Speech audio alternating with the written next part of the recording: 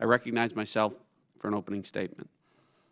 I see cybersecurity as one of the preeminent domestic and national security policy challenges of our generation. And as the chairman of the Cybersecurity and Infrastructure Protection Subcommittee, I feel especially grateful for the opportunity to work with other members on this panel to have a direct impact on the cybersecurity posture of our country.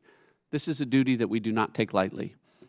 Oftentimes, the American people hear about committees performing oversight, and they think there is this misguided perception that we're simply performing a routine checkup, taking the temperature, if you will, and then moving on. That mindset isn't what compels us to meet here today. Today's oversight is one of committed, ongoing engagement. Securing federal networks is, and rightfully should be, one of the central priorities of this subcommittee, of this committee, of this Congress, and for the American people. While today's hearing represents a small, public-facing sliver of this engagement, my commitment to all stakeholders impacted by this important issue is that our continued efforts to improve the security of our federal networks will be conducted in a manner that fully recognizes the seriousness of the threats posed by our cyber adversaries. And while the stakes are indeed high, this subcommittee is uniquely positioned to be part of a solution. After all, the Department of Homeland Security is required by law to play a vital and central role in the federal government's policies, procedures, and operations for cybersecurity of our federal agencies.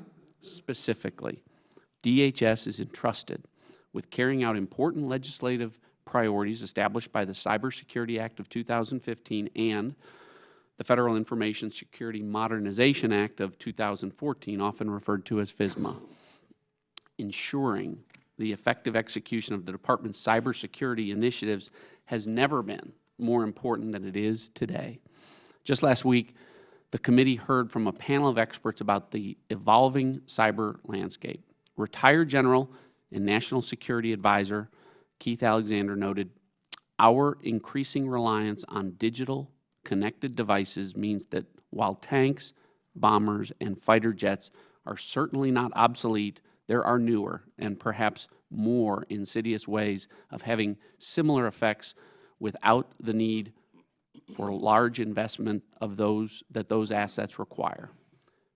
Bad actors are continuing to compromise the network security of both the public and the private sectors at an alarming rate.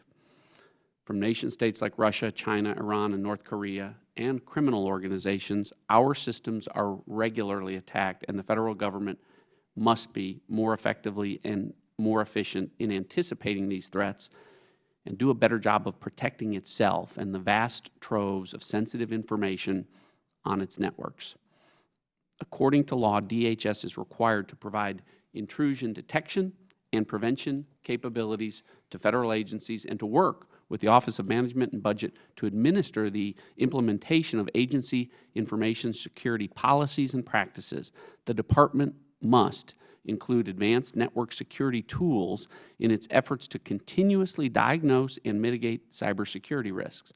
Additionally, DHS has the authority to issue binding operational directives to federal agencies in order to safeguard federal information and information systems. The Department's perimeter defense capabilities, known as Einstein, have progressed from monitoring to detection to actual prevention capabilities. A pilot is underway to examine detection technologies beyond signature-based detection as required by the Cybersecurity Act of 2015.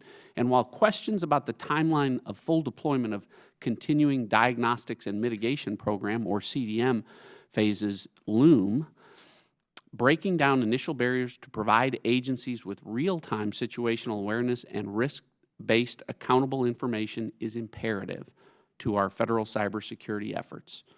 I look forward to hearing from our witnesses today about the current status of these programs and how they will provide greater security for federal information technology systems when they are fully deployed.